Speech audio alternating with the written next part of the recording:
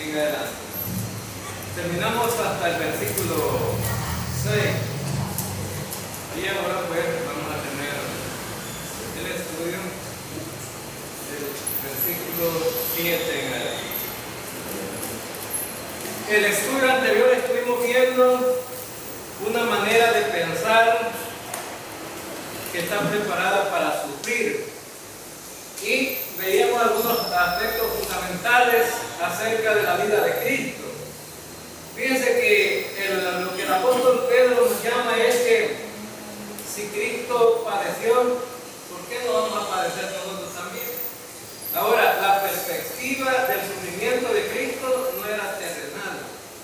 Es decir, Cristo, la perspectiva del sufrimiento de Cristo no era simplemente de morir y quedarse aquí en la tierra, ¿verdad?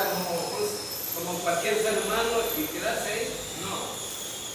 Vimos la ilustración anterior al capítulo 4 de cómo Cristo salvó a la humanidad y lo vimos a través de una ilustración del bautismo en agua, que es la ilustración de lo que Cristo hizo en la cruz, y los creyentes se estaban identificando con Cristo allí en ese bautismo. También vimos la ilustración de cómo Cristo fue exaltado, vindicado por lo que él había padecido y sufrido aquí en esta tierra. Nosotros tenemos que tener una perspectiva mental de lo que vivimos aquí. Es algo pasajero, y no les estoy hablando de lo que simplemente de lo que gozamos o disfrutamos aquí, sino también de aquellos aspectos del sufrimiento que tenemos que pasar muchas veces. Fíjense que el sufrimiento lo veía el apóstol Pablo de acuerdo a Romanos capítulo 8 versículo 18. Ese es el panorama que tiene el apóstol Pablo acerca de la vida y el sufrimiento aquí en la tierra. Debería de ser una perspectiva de cada creyente también. ¿Cómo veía el apóstol Pablo el sufrimiento?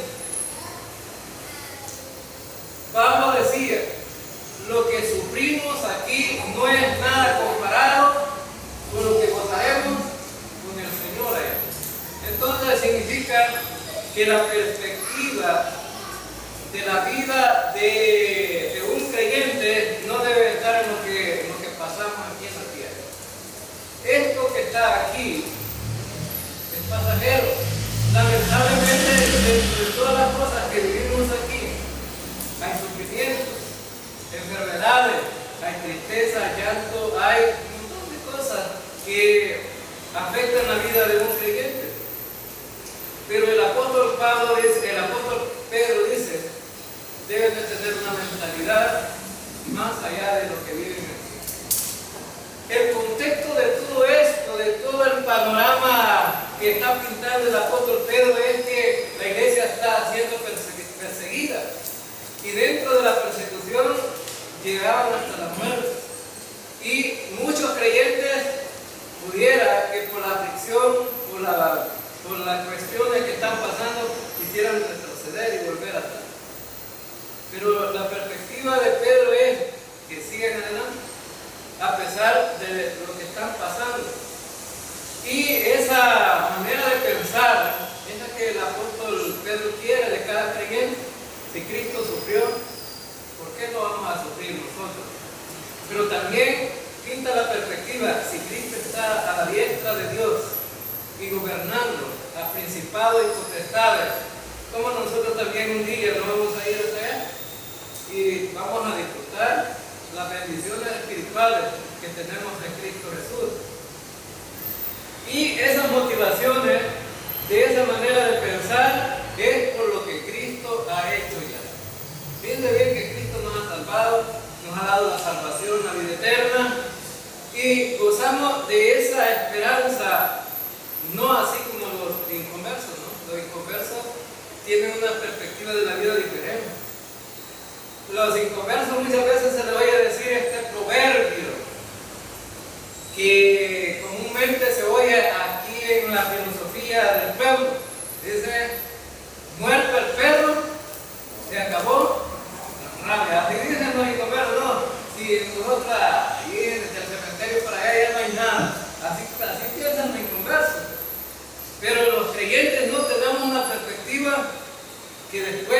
esta vida hay otra vida y que esa vida es mejor todavía. Ahora entonces, esa forma de pensar debe de ser de acuerdo a lo que Cristo hizo en la cruz, porque Él terminó con el pecado el pecado acerca de que los creyentes estaban prácticamente con la perspectiva de una condenación eterna. Pero Cristo rompió esa barrera y ahora los creyentes tenemos una manera de pensar diferente, porque confiamos en Cristo, tenemos promesas y bendiciones espirituales en Cristo Jesús.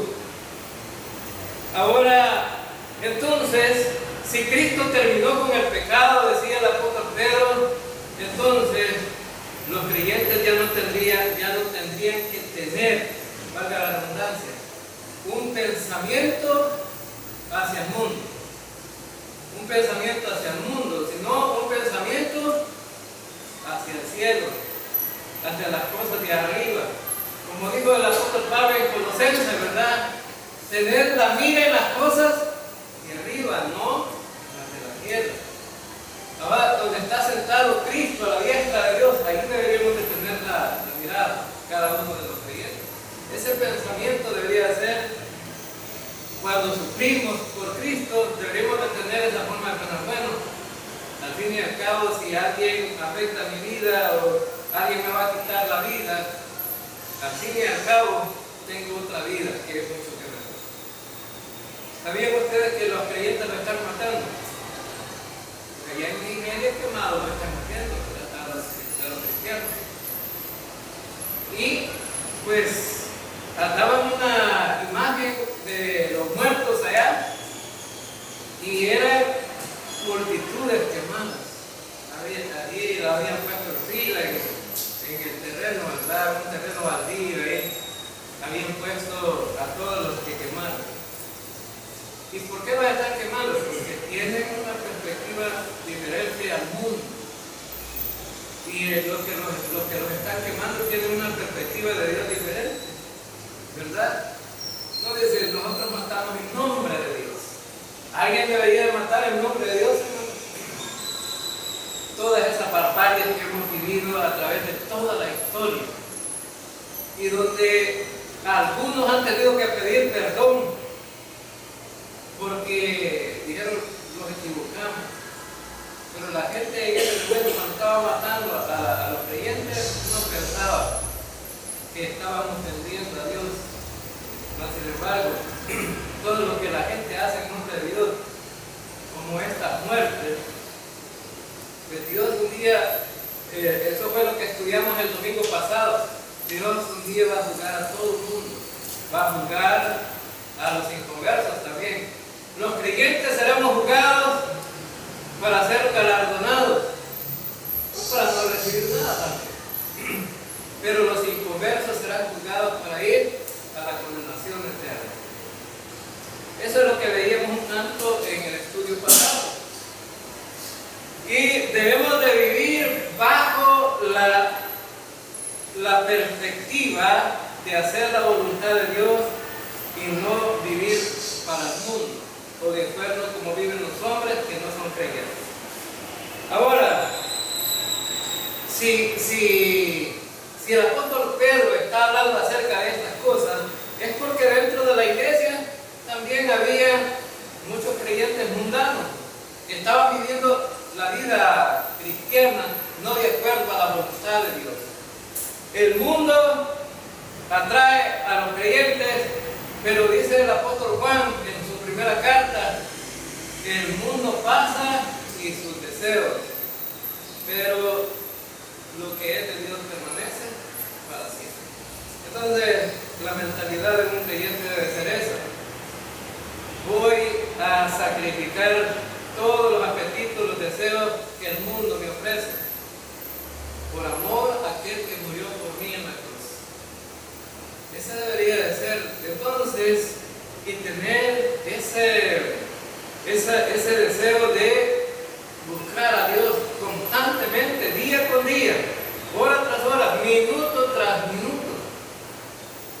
Porque resulta que el creyente está siendo provocado constantemente en el trabajo, en el hogar, la familia, los hijos, y un montón de cosas que pueden acontecer para que el creyente sea desequilibrado. Y después estoy en un conflicto espiritual y quizás mejor ir al mundo porque en el mundo yo era feliz. Así dicen muchos. En el mundo no tenía problemas. Siendo creyente tengo problemas, pero si usted tiene problemas, alégrese. Es señal que Dios quiere hacer algo en su vida, ¿verdad? Y muchas veces tenemos que sufrir porque de esa manera Dios nos va puliendo también, ¿verdad? Es como las piedras que están en el río y usted va a buscar piedras, ¿no? Quiere buscar piedras bonitas y va al río y busca unas piedras pequeñas lisitas. ¿Creen ustedes que esas piedras todo el tiempo fueron así? No, esas piedras empezaron grandes y todas ásperas, pero de tanto llover y las crecientes que se vienen golpeando, pegando unas con otras, llega el momento que se vuelven pequeñas y lisitas, pero para llegar a ser así han tenido que sufrir muchos golpes. La vida del creyente muchas veces también, para ser pulida, tienen que venir golpe tras golpe, y a veces, hermanos, no solamente uno, sino que muchos a la vez. Un pastor daba testimonio que a su hijo se le ahogó en el mar, lo fue a recoger el otro hijo, por ir muy rápido en el carro, avisar a unos familiares, se mató, chocó también, y en lugar de enterrar uno, tuvo que enterrar todo. Al hijo. Entonces, y alguien podría decir, pero ¿cómo es posible, Dios, siendo que estos eran hijos de los pastores, ¿para qué permitió morirse? Bueno, a lo mejor el mensaje no era para los hijos, sino que era para el pastor, ¿no? Un mensaje quería darle Dios al pastor. Entonces, muchas veces hay que sufrir, y por eso debemos de tener esa mentalidad, dice Pedro, que este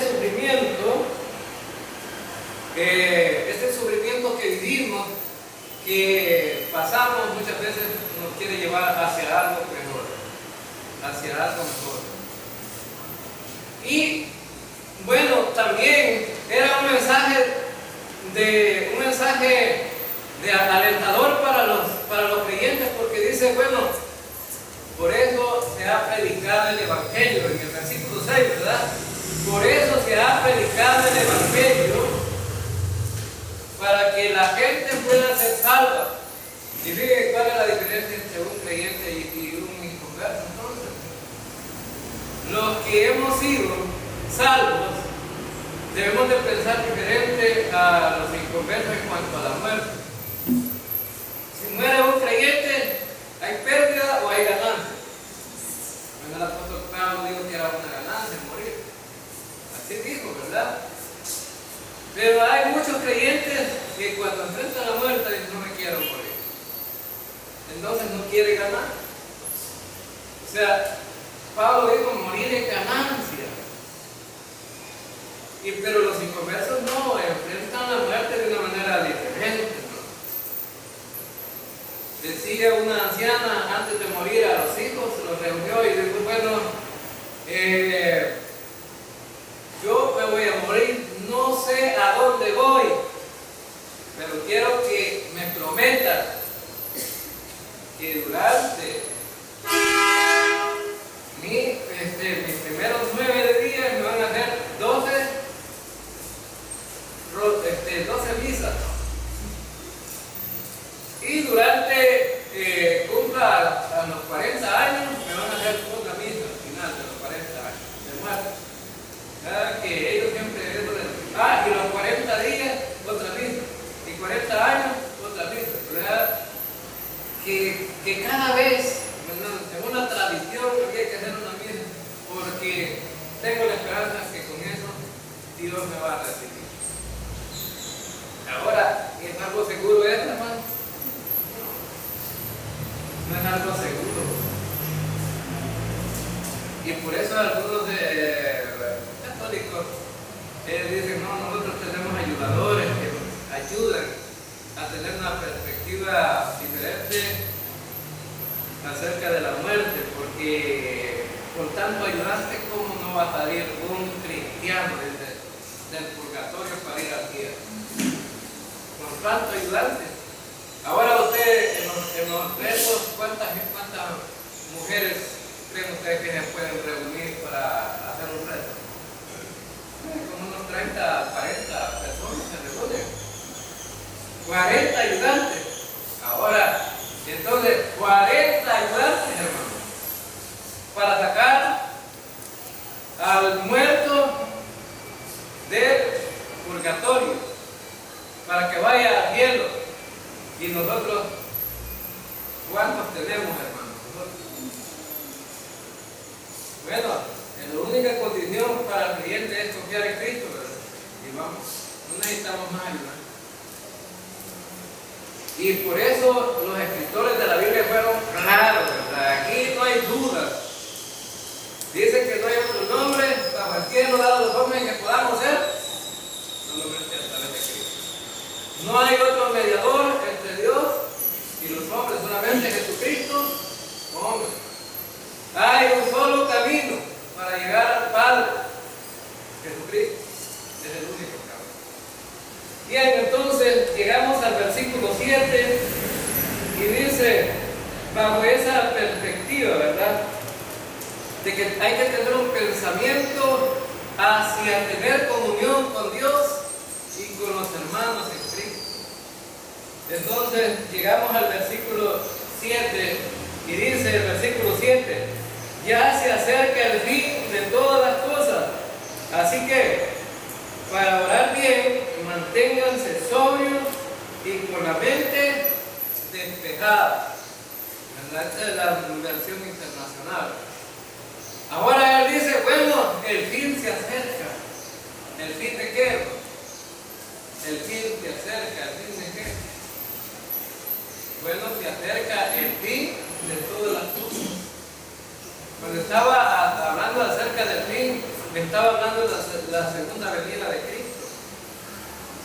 Ahora entonces, es algo importante dentro de la escatología y de la doctrina bíblica. Todo el mundo debería saber acerca de esto, de la segunda venida de Cristo. Ahora, porque el fin se acerca, los apóstoles le preguntaron a Jesús cuándo sucederán estas cosas. Para que llegue el fin, tiene que haber muchas señales para que llegue el fin. Los discípulos preguntaron, ¿cuáles señales? Y fíjense bien, que dentro de la escatología, cuando se oiga en el Medio Oriente,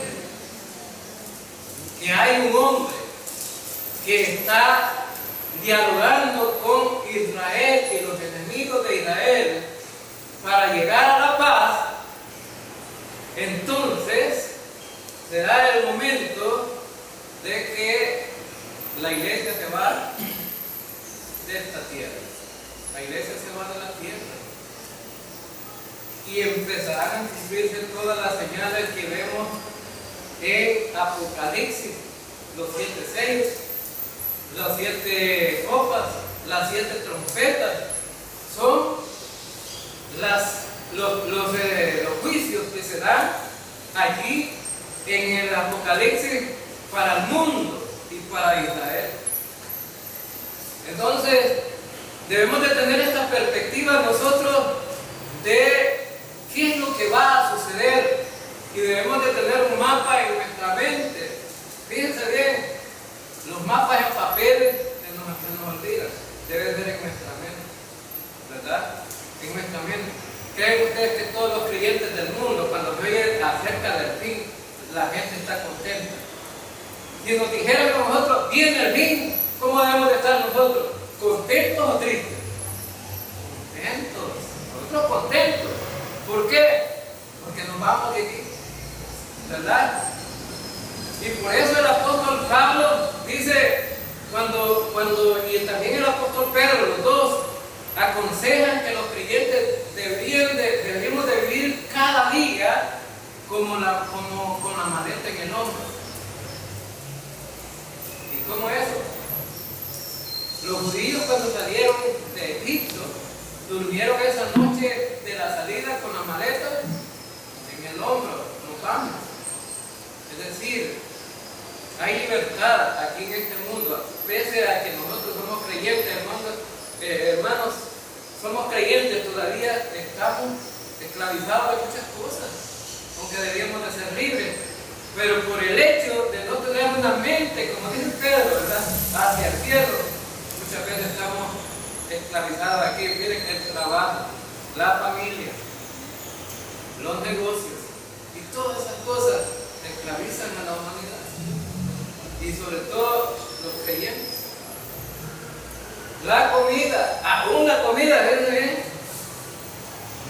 Ya cuando vamos en el segundo culto, cuando vamos después del estudio en el culto y ya vamos llegando a la mitad del culto, me imagino que las hermanas que no dejaron listo el almuerzo están pensando, ¿qué voy a ir a hacer allá de almuerzo? ¿Qué voy a llegar a hacer? Está esclavizado en el almuerzo.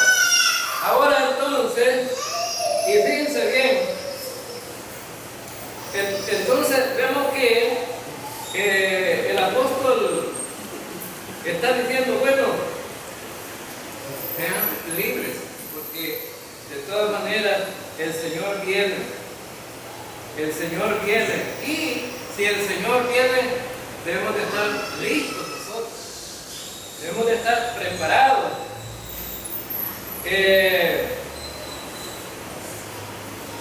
Y preparados en el sentido de que nosotros nos vamos de esta tierra. Fíjense bien que todas las cosas que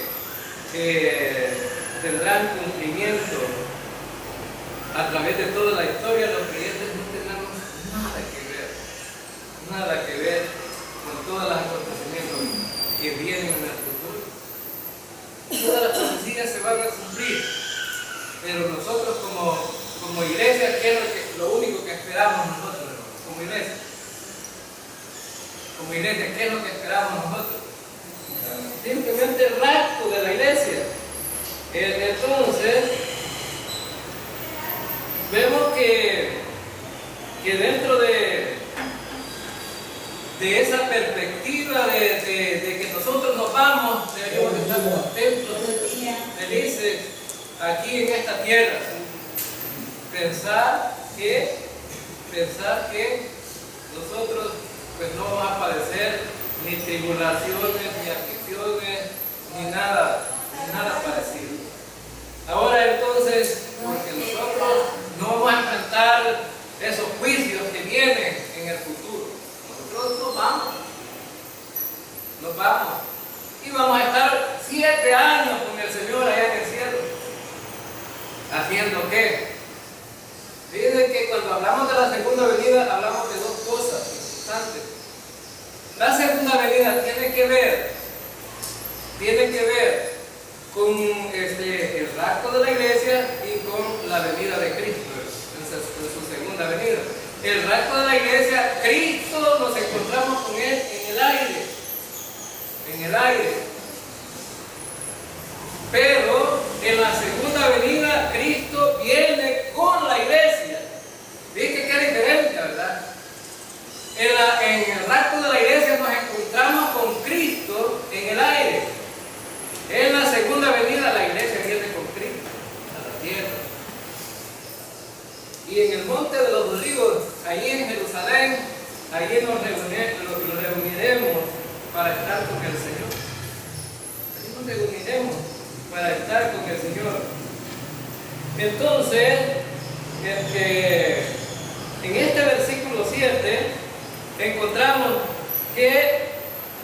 La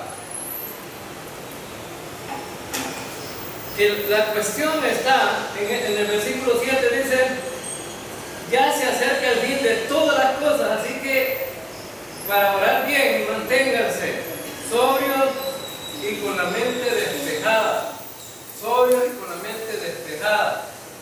Bueno, ¿por qué debemos de estar sobrios? La palabra sobrio significa una mente pensando en el Señor.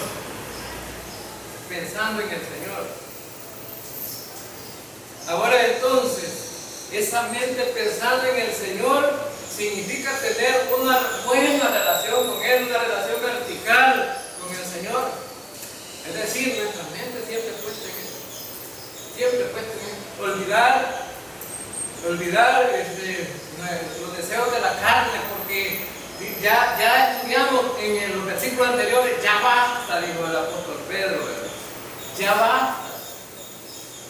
El tiempo que resta, dice el apóstol Pedro, es para pensar y tener una buena comunión con Dios. Porque el tiempo que pasó cuando no éramos creyentes suficientes para hacer las cosas del mundo. Bueno, algunos jóvenes, algunos pocos años, pero imagínense cuando llegamos al Señor. Si una persona llega de 30 años al Señor, 30 años ya ha vivido para el mundo. 30 años ya basta, dice el apóstol Pedro, es suficiente 30 años para vivir en el mundo. Yo conozco un señor que ahorita ya tiene un problema de... se le olvida todo, ya no recuerda nada. ¿Cómo se llama ese? Alzheimer. ¿Ah? Alzheimer. Ajá. Entonces, solamente recuerda algunas cosas del pasado. Y en el pasado, él era un músico, de una chanchona. Entonces, él solo las maracas tocaba, pero casi que la función de él era bailar. Tocaba las maracas, pero él bailaba ahí. Y entonces, y si todo el mundo allá solo oyendo y nadie acaba de bailar, que él iba a sacar la bailadora. Con las maracas y la bailadora y tocando las maracas, ¿no? Entonces, bailando. Y resulta que como ya se le olvidan las cosas que ya no recuerda, entonces él lo único que le queda es entusiasmo de lo que recuerda. Y recuerda esa música. Y se pone a bailar. Y dice, bueno, tienes ese recuerdo de atrás. Pero algunos pues, deberían de ser como ese, los creyentes deberíamos de ser como ese hombre, que ya, bueno, hay que desechar eso, que ya no recordar eso que, y de repente el hombre se quiere buscar, pues dice, ¿y ustedes quiénes son? Le dice a los hijos. ¿Quiénes son? Yo usted no los conozco. ¿Y por qué me tratan así? No sé quiénes son ustedes, así. Deberíamos de olvidar, así como se olvidan estas cosas en los enfermos, olvidar todo lo pasado, ¿verdad? Todo lo pasado. Es decir, deberíamos de ver la vida nos apunta hacia Dios, hacia las cosas de arriba. Así debemos de ver la vida. Es decir, tener esa buena comunión con el Señor, esa forma de pensar. Entonces, Él dice que nuestra mente debe de estar despejada, nuestra mente para pensar en el Señor. Una mente despejada. Una mente despejada significa una mente donde hemos quitado todas aquellas cosas que nos causan esa estrés en nuestra vida. Y el que tiene la mente despejada y sin preocupaciones es una mente tranquila, y el Señor dice, una mente despejada es cuando estamos en el Señor. Versículo 8. Aquí viene un reto. Dice, si ustedes tienen una mente pensada en el Señor, pensando en el Señor, una mente relajada en el Señor, van a tener la capacidad de pensar en los hermanos en Cristo. Ahora, nosotros como creyentes deberíamos de vernos, ¿verdad?, de una manera diferente como ve el mundo. Deberíamos de ser como niña Virginia y con el nombre de este hombre se me olvida, pero el esposo de ella, Julio se llamaba el Señor. Allá en mi pueblo, pues tenía esa característica de que las familias a la hora de comer eran muy compartidas, ¿verdad? Ahora eso se ha desintegrado el mundo, la televisión y las cosas de la vida. Ya la gente no come juntos. Don Julio y Virginia nunca tuvieron hijos, pero ellos tenían un sartencito de loza que tenía desde que lo compraron, desde que se casaron hasta que tuvieron, compartieron el sartencito. Ahí traían el huevo en torta, no lo sacaban de ahí, solo ponían un yagualito en la mesa y uno en cada silla y ahí pullaban los dos. Bueno, el que era más malito agarraba más seguro, ¿verdad? Pero ahí pullaban los dos. Es decir, ese huevo en torta lo compartían en el sartencito. No necesitaban platos. Ahí estaban comiendo los dos. Ahora entonces, pongamos a comer un niño en un solo plato. Pongamos a comer un niño hoy en este tiempo con un solo plato. ¿Cómo terminarían los niños? Ni a unos adultos. Y algunos tienen la maña todavía que le ponen la porción de él en el plato y está predicando el del otro, ¿ya? Ahora, ya queriendo pelear. Ahora entonces, los creyentes debemos de ser así, tan cercanos en nuestros tratos, en nuestra vida relacional, en nuestra vida de comunión. Fíjense bien, sí, a veces los creyentes nos cuesta hasta ponernos de acuerdo en las cosas que queremos hacer. En el aniversario de la iglesia queremos tener un compañerismo. Y les digo yo que quisieran algunos ir a la playa, algunos por ahí, porque ¿qué vamos a ir a hacer ahí? Yo les pierdo caro. Como queriendo decir, ya aburre la playa. No se trata tanto de la playa, hermano, se trata de nosotros, de tener compañerismo entre nosotros. Entonces, si lo que queremos sacar del templo es para que aprendamos a tener un compañerismo entre nosotros. Y no que cada quien salga por su lado. Mira, aquí en el templo es difícil tener compañerismo. Solamente en la hora del culto que están sentados ustedes y el que está hablando aquí. Pero teniendo la oración final, les aparece como llamará de todos a todo el mundo, ¿verdad? Y el único que se queda algo ahí es el hermano Abraham y el hermano Vladimir, por rato que quedan después del culto aquí, ¿verdad? Y todos desaparecen. Entonces, ¿cómo vamos a platicar allá? En Estados Unidos me dice mi hijo, ¿verdad? Va a la iglesia desde el hermano Fidel. Mire, después del estudio bíblico tienen un refrigerio y una media hora para platicar entre creyentes. Tienen ese refrigerio y después el culto. Para tener el compañerismo hay que tener ese refrigerio ahí, porque si no, la gente no se queda. Entonces, significa que todavía nos cuesta estar muy cerca. El versículo 8 dice: sobre todo ámense los unos a los otros profundamente, porque el amor cubre multitud de pecados.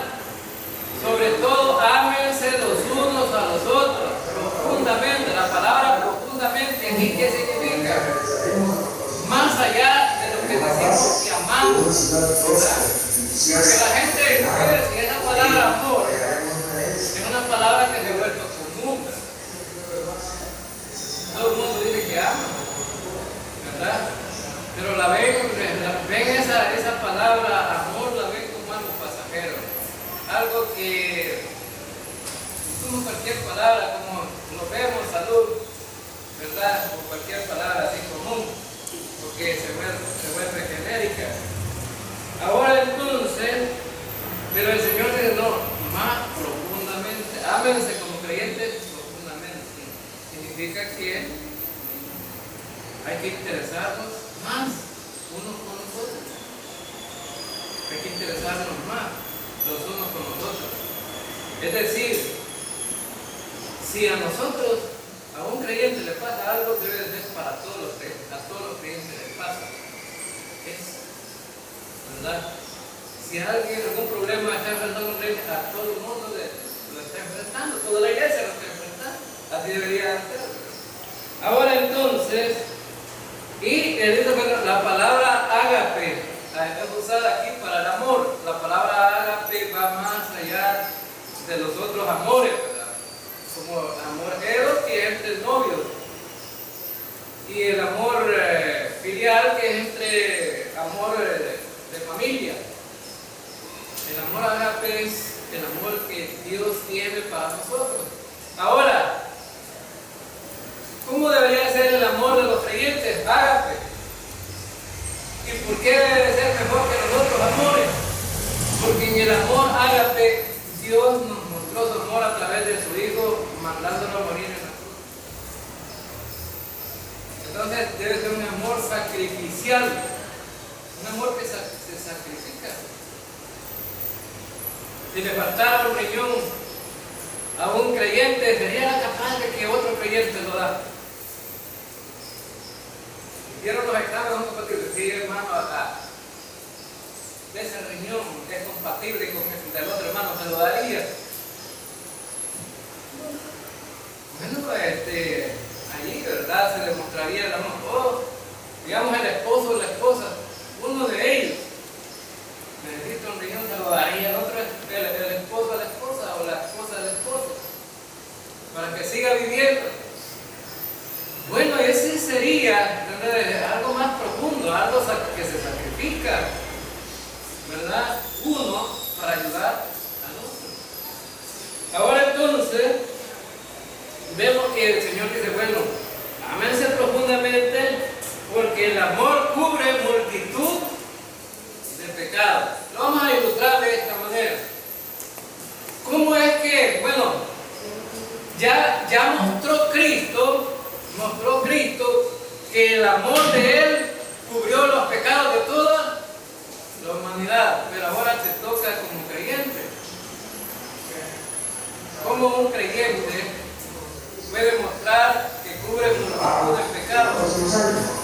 Vamos a suponer que dos creyentes están enemistados, se pelearon. Vamos a poner, para ser más específicos, vamos a poner que el esposo y la esposa se pelearon, ¿verdad? Ahora entonces, ¿pero cuánto va a durar este enojo? ¿Cuánto dura el enojo? Algunos no les dura unas horas, sino que les dura 10 meses y hasta años. La esposa durmiendo allá por un lado y la esposa por otro lado, ¿verdad? Vivimos juntos, pero no revueltos. Ahora entonces, pero dice el Señor, ¿cómo vas a cubrir los pecados? Del hecho de que están peleados, están con un problema y es un pecado. Ahora entonces, pero en el momento en que una persona perdona a otra, ya esos pecados de estar hablando mal de aquel, que mi esposo aquí, que mi esposa allá, y entonces cada vez que hablamos en mal de otro estamos pecando. Pero si hay comunión y hay una buena relación, ya la comunión vuelve otra vez entre Dios y entre la pareja y no hay problema. ¿Ok? Cristo cubrió multitud de pecados, los pecados de toda la humanidad. Pero la tarea nuestra es saber vivir en amor. Esa es la tarea nuestra, saber vivir en amor. Un amor sacrificial, pensando en los demás, pensando en beneficiar a los demás, no en salir beneficiado de ellos. Así debemos de pensar, no siendo superiores a los demás, sino menos dice el apóstol Pablo, mirando en Filipenses, mirando a los demás como superiores a nosotros. Porque ahí el orgullo se va. El orgullo se va. Otro ejemplo podría ser, vamos a suponer que la esposa, uno de las parejas muy infiel. Y entonces hubo un problema ahí de adulterio. Entonces, ¿qué debería de ser el que fue afectado con el problema? Vamos a suponer que el hombre le pagó mal a la mujer, pero el hombre dice, hice mal. Y va a la esposa y le dice, mira, fíjate que cometí este error. ¿Qué debería hacer la esposa? ¿Perdonarlo o no perdonarlo? Hablando como creyente, ¿perdonarlo o no perdonarlo? Perdonarlo. Debería de perdonarlo. Ahora, ¿se va a arreglar la relación? ¿Se va a perfeccionar en el momento que hacen esto? No, ¿verdad? Siempre quedan las secuelas ahí. Pero entonces, ese debería de ser la situación, ¿verdad? Ahora entonces, versículo 9. Practiquen la hospitalidad entre ustedes sin quejarse. Practiquen la hospitalidad entre ustedes sin quejarse. Bueno, el contexto de todo esto es que la iglesia estaba siendo perseguida, ¿no? Perseguida. Entonces los creyentes tenían que ir de aquí para allá y para allá, porque en ese tiempo que el apóstol Pedro escribió, Nerón mandó a quemar la ciudad de Roma y le echó la culpa a los cristianos. Entonces, inmediatamente después de que le echó la culpa a los cristianos empezaron a ser perseguidos. Agarran a los cristianos y vamos a acabar con esta raza. El propósito de Nerón era acabar con los cristianos. Ahora entonces, como los cristianos estaban siendo perseguidos, el apóstol Pedro dice, sería bueno que unos cristianos hospedaran a otros cristianos. Pero ¿cómo deben de hospedarlos? Sin quejarse, sin quejarse, sin quejarse. Es difícil, ¿verdad? Porque algunos, en este tiempo es muy difícil, ¿no? En este tiempo, igual que todos los tiempos es difícil. Hay gente que ya nace con el don de ser hospedador, pero hay unos creyentes que no tienen ese don de hospedar. Y qué difícil es, ¿verdad? Cuando enfrentas una situación como esta. A mí, en lo personal, me tocó enfrentar una situación que mi conciencia me decía, hazlo. En una gran tormenta, como a las 8 de la noche, me estaban tocando la puerta. Y una mujer que andaba loca aquí en Chapetique me dice, dame posada, que ya no aguanto el agua. Se llamaba, bueno, tal vez algunos se acuerdan, se llamaba Mireia. De ahí de San Miguel, Mireia. Y a todo el mundo le tiraba piedra. Y me dice, ya no aguanto el agua. Ajá, le tocó la puerta un loco al pastor. ¿Y qué tenía que hacer yo? Al otro se pudiera decir, bueno, está loca que vaya a aguantar agua en la calle.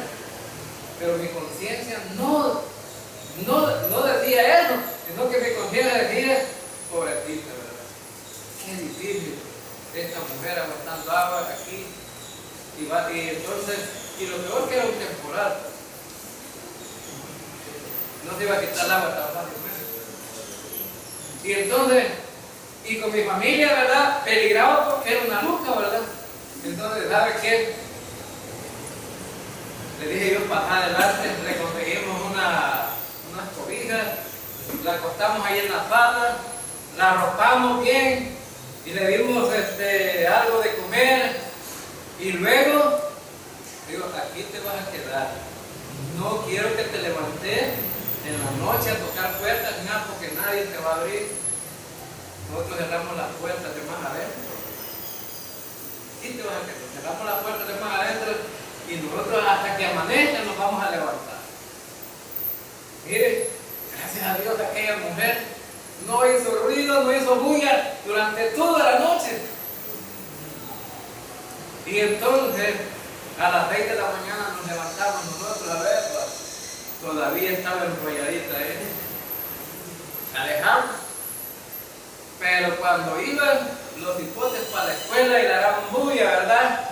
Ábranos la puerta, dijo, ya me quiero salir. Muchas gracias, porque me dieron de dormir. Y después salieron a la puerta, limpia, me ir a todos los hipotes a pelear con los hipotes. Y vamos. Pero imagínense ahora en este tiempo hospedar a alguien que usted no conoce. ¿Qué haría? ¿Qué haría? Entonces, pero estamos hablando de gente que no conoce. Pero, por ejemplo, si al hermano Luis López le llega por ahí el hermano Marcelo, mire, déjame acordar, que no tengo donde ir a dormir esta noche. ¿Qué haría el hermano Luis? Porque lo conocemos. Entonces, es creyente. Y el hermano Luis es creyente. ¿Qué tendría que hacer el hermano Luis? Hospedarse. Y si el hermano Marcelo le dice, bueno, muchas gracias. Y entonces, y el hermano Luis dice, de tener hambre, le da una tortilla, ¿verdad? Un chingolo de aquello que va a agarrar al brillo, hermano. Entonces, está bueno, dice el hermano Marcelo, y como ya rato no comía, una tortilla no era suficiente. ¿No tiene otra por ahí? ¿No tiene otra por ahí? ¿Y qué tendría que hacer el hermano Luis? ¿Qué tendría que hacer el hermano Luis? ¿Le da la otra o no? La otra tortilla. No, aquí dice que sin quejarse. Sin quejarse. Ahora entonces, difícil, ¿verdad? Es difícil. Pero a eso estamos llamados los creyentes. Difícil. Yo cuando se fue mi hijo para Estados Unidos, decía yo, Señor, que encuentre a alguien allá que lo pueda cobijar, porque él iba prácticamente para donde un tío político.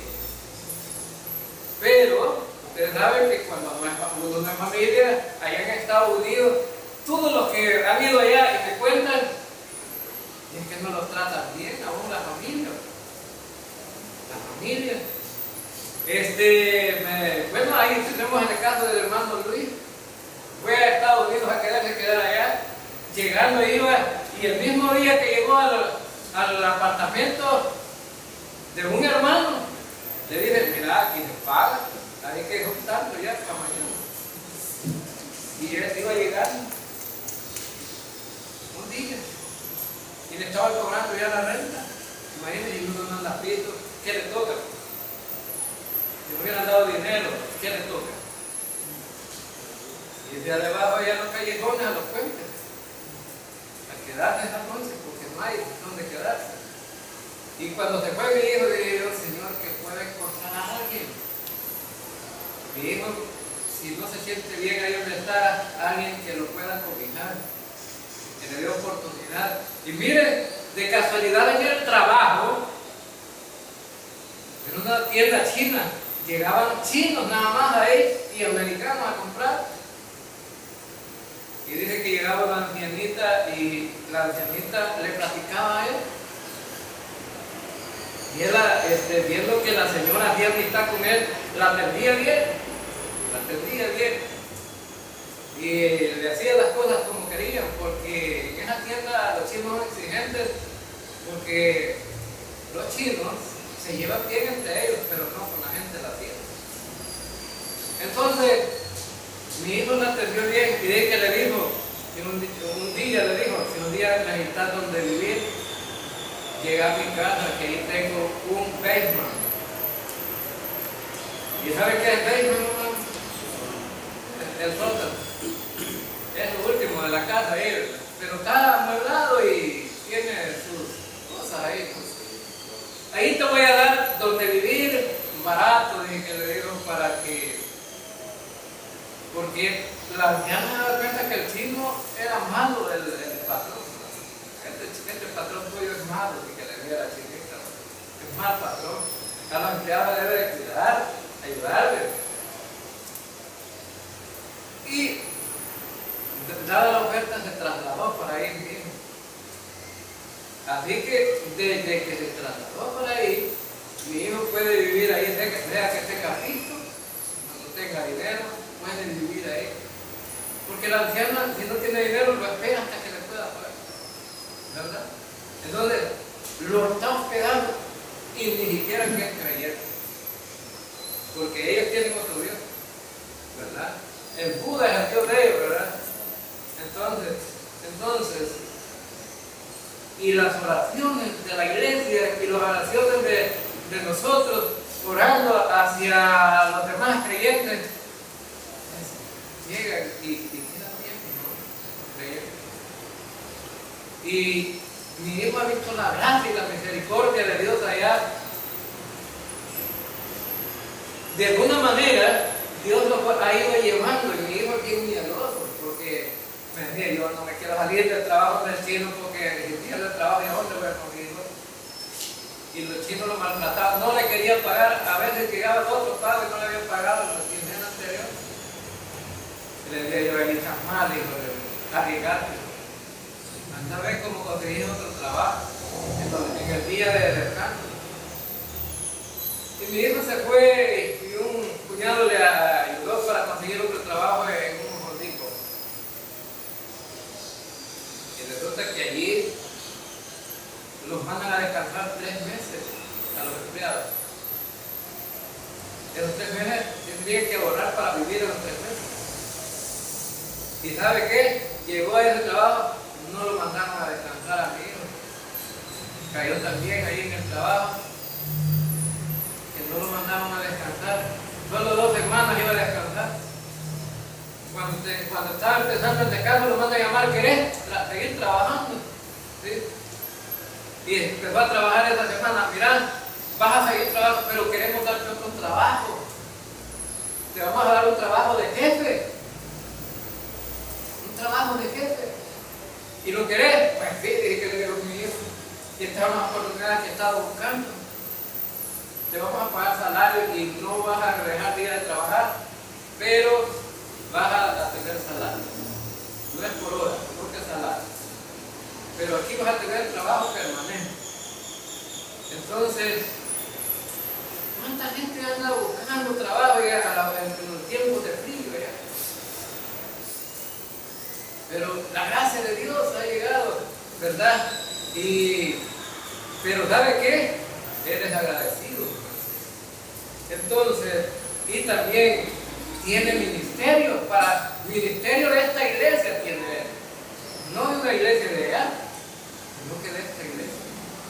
Él tiene ministerio de los videos allá.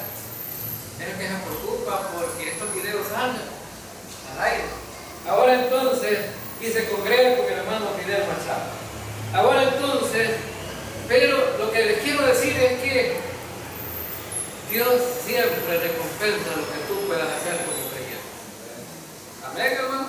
Dios lo recompensa, lo que tú puedas hacer como creyente.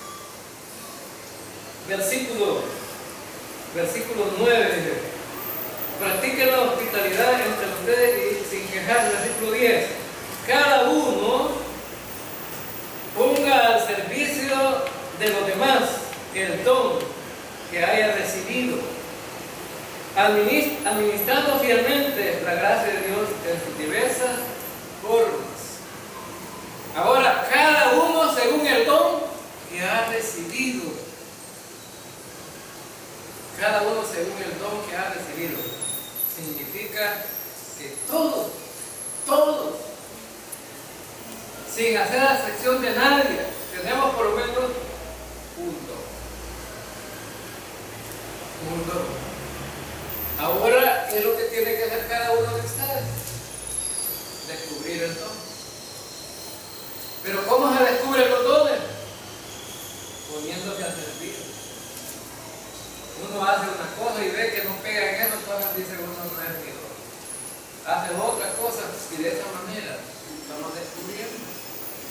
Ahora se supone que ya hemos descubierto el don que tenemos. Ahora, ¿qué es lo que quiere el Señor entonces? Que lo pongamos al servicio de los demás. Y fíjense bien que no es el mismo don para todos. Porque aquí dice en el versículo 10 dice que son diversas formas de dones. ¿Verdad? La gracia en diversas formas. Significa que unos tenemos un don y otros tenemos otro don. Entonces, ¿qué es lo que tenemos que hacer nosotros? Poner ese don a la disposición de ¿quién? De los demás. De los demás. No, ese don no es para favorecernos nosotros. Ese don es para ayudar a los demás o para servir a los demás. Entonces cada uno quedamos en calidad de ¿qué? De siervo. Calidad de siervo. Es decir, de servir. Y aquí no tiene nada que ver con la posición que ocupamos dentro de la iglesia. Este que está al frente de ustedes es siervo. Es siervo. Aunque soy pastor, pero soy siervo. Estoy para servir a los demás. Ahora entonces, por eso él dice, cada uno ponga al servicio de los demás el don que haya recibido. Así que, según ese don, usted tiene una gran responsabilidad. Y esa gran responsabilidad es servir a los demás. Servir a los demás. Y ustedes dicen, ¿cómo puedo servir a los demás? Aquí en la iglesia hay diversas formas de servir. Si alguno llegara a decir, bueno, yo no puedo enseñar, no puedo predicar, no puedo, no tengo el don de dar, no tengo el don de visitar a los enfermos, no tengo el don, pero hay otras cosas que pudiera hacer. Miren, tenemos que reparaciones en este templo y en el local. Alguien dice, bueno, yo puedo algo de carpintería, de albañilería, de hojalatería, o puedo hacer algo. Yo voy a servir ahí en esta área. Voy a ayudar ahí. No tengo el don quizás de hacerlo más, pero tengo recursos. Voy a donar unos paquetes de papel para que el pastor imprima tratados y los dé a los que salen a evangelizar. Podría también, ¿verdad? Algunos podrían ser ayudantes de los maestros de escuela bíblica. Y dicen, bueno, tengo la habilidad de dibujar, voy a hacer dibujitos para que las maestras den su clase. Algunos podrían tener, bueno, hay diversas formas. Quitarnos las que ya están, que ya conocemos comúnmente, ¿verdad? Ahora entonces, y dice, ministrándolas fielmente. ¿Cuál es la palabra utilizada aquí? Fielmente. Y la palabra fiel significa no hacer las cosas solo para salir de una responsabilidad. Fielmente, porque así vamos a ser evaluados fielmente por el Señor. ¿Te acordás, hermana, que te tocaba dar la clase bíblica en la escuela para niños? Sí, va a ser, hermano, me acuerdo. Pero te acordás que no estudiaste toda la semana la clase y fuiste a inventarle a los niños allá, y entonces no está haciendo bien. No está haciendo bien. Entonces, no, ser fiel es que lo que vamos a hacer hay que dedicar lo máximo para poder salir bien, porque los que van a recibir lo reciban de la manera correcta. Nosotros, aquí enfrente, tenemos que prepararnos para ministrarle la palabra a ustedes, pero tenemos también que estudiar mucho para hacerlo correctamente. Bien, vamos a quedarnos aquí y vamos a continuar con el estudio. Vamos a orar. Señor Dios, gracias